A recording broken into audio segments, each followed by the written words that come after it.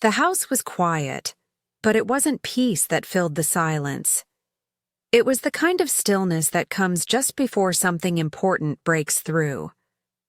Mara felt it before she heard the footsteps, a shift in the air, a low hum of something about to surface.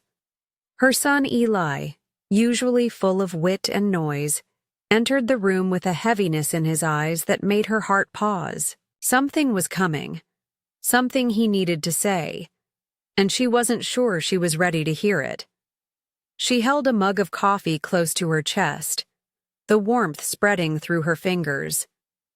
These moments were rare, quiet, unhurried, her mind not already racing ahead to the day's to-do list. She took a long sip and let her shoulders drop slightly. It felt peaceful. Then came the sound. Footsteps, light, slow, like someone unsure they wanted to be heard. She turned just as Eli appeared in the doorway. His dark hoodie hung loose on his lean frame, hands buried in the pockets. His hair was a mess of curls, like he hadn't bothered with a comb, if he'd even slept at all. At 19, Eli was usually sharp with a comeback, always armed with a clever twist of words. But now, his silence had a weight to it, something heavy. "Hey," he said, voice low as he slid into a chair at the kitchen table. Mara set her mug down slowly, her gut already stirring. Something was different. "Hey, sweetheart," she said gently. "Everything okay?" He nodded, but didn't look up. His gaze stayed, locked on the wood grain of the table, like it might offer answers. "Can we talk?" he asked after a pause. Just 4 words, but they carried a gravity that pulled at her chest. Her mind spun through possibilities. Was it school? His health? Had someone hurt him? She nodded and moved to sit across from him, brushing a strand of hair behind her ear. "Of course," she said. "Talk to me. What's going on?" He took a breath, long and shaky, still not meeting her eyes. "I've been thinking about something," he said slowly, "and I didn't know who else to talk to." Then he looked up, really looked, and what she saw in his face, uncertainty, fear, trust, tightened her throat. "You've always been the one I could count on," he said. Her heart broke a little, then stitched itself back together. "And you still can," she said, voice steady. "There's this girl," he said after a beat. "Her name's Arya." Mara leaned in slightly, her hands resting on the table. "She's amazing," Eli went on, cheeks tinged pink. "She's smart and kind, funny, like she sees things in people, and I really like her. But I've never been in anything real before, like serious, and I'm scared I'll mess it up." Mara let out the breath she'd been holding. It wasn't anything terrible, not the kind of terrible she'd feared, but the way he said it, the way he sat like the ground under him was unsteady, told her it wasn't small either. "I want to do it right," he added, voice low, "but I feel like everyone else just knows how this works, and I'm still figuring it out." She reached across the table and placed her hand over his, giving it a gentle squeeze. "There's no map," she said, "no rule book. You just have your heart, and how you treat the person you care about." His fingers curled slightly under hers, but he didn't speak right away. "What if I'm not ready?" he asked quietly. "Or worse, what if I think I am and I just mess it all up?" "Then you learn," Mara said. "You make mistakes, but you grow. That's how it works." He was silent again, then asked in a voice that wavered slightly, "Can I ask you something personal?" She raised an eyebrow, curious. "Of course. You don't have to answer if it's weird. It's okay. Go ahead." He hesitated, then spoke quickly, Like, the words might get stuck if he didn't let them out. How did you know when it was right to be with someone intimately? Mara blinked, caught off guard. It wasn't the question she expected, but his eyes were honest, searching. There was nothing crude in the way he asked. He wasn't being inappropriate. He was trying to understand something that mattered. She took a breath, letting an old memory rise before speaking. It was when I felt safe, she said, when I knew there was no pressure, that it was mutual, that I could say no and still be loved and respected. Eli nodded slowly, like her words had turned a key somewhere inside him. That makes sense, he murmured. I think I want to wait, not forever, just until it feels right. But I also don't want to be clueless when it happens. I want to do it right. That's not clueless, she said. That's wise. He looked up again, and this time the tension in his shoulders had softened, like something locked inside had been given room to breathe. From then on, something between them shifted. Eli started coming home more often. He lingered at dinner, helped with dishes, asked about her day without needing to be asked. He talked more about his classes, the future, about Arya. Her name became familiar. Her laugh, her love of old records, the way she tapped her foot when deep in thought. One evening, as the sun melted into a violet sky, Mara was lighting a candle in the kitchen when she heard footsteps again. Eli leaned against the doorframe, a half-smile playing at his lips. Got a minute, always. She said yes. He grinned. We're going out Friday. Her face lit up. That's wonderful. Nervous. He laughed. Yeah, kind of terrified, but kind of ready. She walked over and cupped his face gently. You've grown so much, she said. You're not the same kid who left last fall. You're becoming someone solid, thoughtful. Arya's lucky. He smiled crookedly. I get that from you. Later, after he'd gone to his room, Mara stood at the sink, letting warm water run over her hands. She found herself smiling. There was something unexpected and beautiful in this new stage of life. Not just mother and son, but two people navigating what it meant to care, to ask honest questions, to truly show up. That night, she sat on the porch with a glass of wine. The stars were just starting to appear. When Eli came out carrying a blanket, he settled beside her, close enough that their shoulders touched. Can I ask you something else? He said. Of course. When it happened for you, the first real relationship, were you scared? She looked up at the stars, remembering the flutter of nerves and hope, and all the things she hadn't had words for back then. Terrified, she said, but also alive. Love does that. It makes you feel everything more intensely. The joy, the fear, the hurt. He nodded.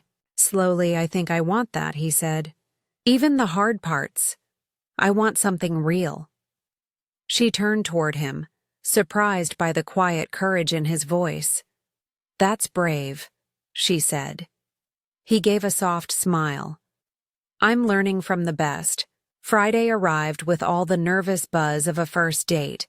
Eli changed shirts 3 times, fussed with his hair, checked his phone over and over. He finally settled on a navy button-down, jeans and clean sneakers. He looked polished but still like himself. You look great, Mara said from the hallway.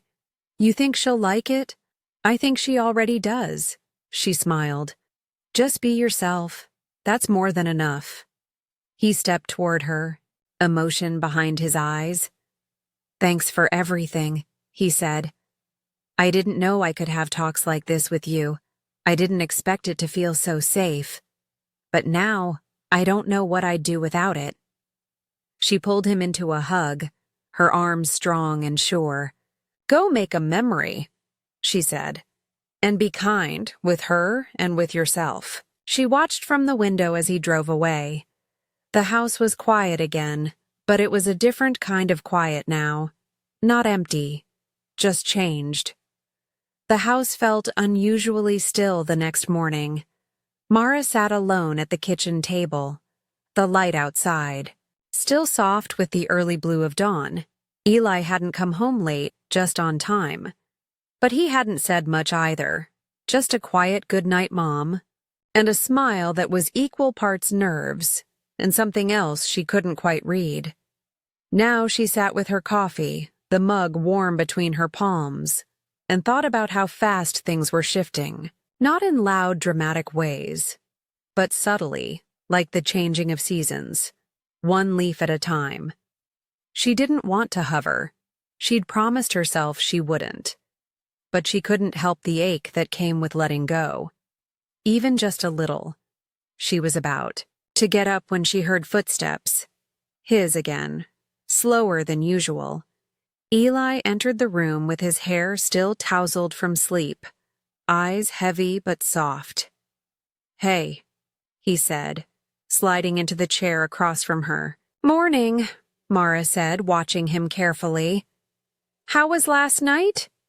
He shrugged, then smiled. "Genuine this time." "It was good," he said. "Really good." "Tell me everything," she said lightly, but her eyes were serious. Eli hesitated for a moment, then chuckled. "We went to this little diner she likes. Real old school. They played jazz and had those tiny jukeboxes at each booth." Mara smiled. "Sounds charming, it was." He nodded. "We talked for like 3 hours, didn't even notice the time. She told me about her dad and how they used to listen to vinyl records on Sundays, and how she wants to open a bookstore one day with a coffee shop in the back." His eyes lit up as he spoke, and Mara watched as something unfolded in him. A quiet blooming. "She's so intentional," he said. "Like when she listens, she really listens." "That sounds rare," Mara said. "And special?" "Yeah," Eli murmured, and then, after a pause, "I didn't know it could feel like that. So easy. But it also scared me a little because I kept thinking, what if I ruin it by being too much? Or not enough?" Mara leaned forward. "That fear is part of it," she said. "It means it matters." He nodded quiet. Then we held hands in the parking lot, just for a second, but it felt like more than a second, like something opened. Mara didn't speak for a moment, just reached across and brushed a crumb from his sleeve. "Sometimes," she said, "the smallest things are what stay with us the longest." Eli's gaze dropped to his hands. "Is it normal?" he asked, "to feel both really happy and kind of terrified at the same time?" "Absolutely," she said. "That's what love does. It breaks you open. It asks you to feel without a guarantee." Later that week, Mara found herself standing in the grocery store, staring at a shelf of teas. She wasn't really thinking about tea, though. She was thinking about Eli, about how she'd once held his whole world in her hands, and now she was only part of it. That was how it was supposed to be. Still, it surprised her how hard it was. When she got home, she noticed something new. A record player sitting on the end of Eli's desk. Not fancy, probably second-hand, but clearly placed with care. "Hey," he said, walking into the kitchen as she unpacked groceries. "Aria gave me a list of her favorite records. I'm going to try to find them." Mara smiled. "You really like her?" "Yeah," he said. Then quieter. "I think I'm falling." She turned slowly, her hand still resting on a bag of apples. "You don't have to say it back to anyone until it's real," she said gently. "But you should say it. To yourself when it is?" He nodded. I think I'm trying to figure out what love means without just copying what I've seen. Mara paused. That struck a chord, a deep one. You know, she said after a moment, that's something even adults struggle with. We think we're supposed to follow a script, but real love doesn't stick to a script. It's clumsy and honest and sometimes painfully quiet. Eli looked at her for a long time, then said, I'm glad I can ask you stuff. I don't think most people get to have this kind of thing with their mom. She swallowed the lump in her throat and smiled. Me too. A few nights later, Mara found herself standing outside Eli's bedroom door, holding a folded blanket. She almost knocked, almost asked how things were going, but instead, she listened. There was music playing softly, something with a slow piano and gentle vinyl crackle. His voice came through the door in low tones. He was talking on the phone. No, I like that you said it. It doesn't scare me, he was saying. Then a pause. Well, maybe it does a little, but that's good, right? Means it's real. She smiled to herself, then walked away, leaving the blanket folded on the couch. The following weekend, Eli asked if Arya could come over for dinner. Mara spent the whole afternoon making pasta from scratch, something she hadn't done in years. She found herself lighting candles, fluffing cushions, playing her old Norah Jones playlist on low volume. When Arya arrived, she was nervous but bright-eyed. Mara noticed how easily she laughed, how she looked Eli in the eye when he spoke, how she helped clear the table afterward without being asked. As Mara watched them laugh over dishes, she realized something. She wasn't losing her son. She was gaining someone he trusted with the parts of him she'd once been the only one to see. Later that night, after Arya had left and the house had gone quiet again, Eli sat beside her on the porch. She likes you, he said. I like her too. He was quiet for a while, then said, I used to think love would make me smaller, like I'd lose myself in it. And now I think the right love makes room. It doesn't trap you. It expands you. Mara turned to him, her eyes soft in the porch light. You're starting to understand something. It takes some people decades to learn. He gave a small, lopsided smile. I had a good teacher. They sat in silence for a while. The stars above them quiet witnesses. Somewhere in the house, the record player was still spinning, slow and steady. Mara leaned her head on his shoulder. Love, she thought, was not just something you felt, it was something you practiced, something you returned to, something you built moment by moment, even in silence, even in the quiet between. Have you ever had a moment like this, with a parent, a child, or someone you love deeply? Where silence said more than words, share your story in the comments. Let's talk about the quiet spaces, where love truly lives. If you're drawn to stories that explore emotion, connection, and the psychology behind the choices we make in relationships, subscribe to The Forbidden Mind. New episodes drop weekly, each one peeling back the layers of what it means to feel, to choose, and to care. Don't forget to like, subscribe, and hit the bell so you never miss a moment of the journey, because the most important truths often live in the spaces we don't know how to name yet.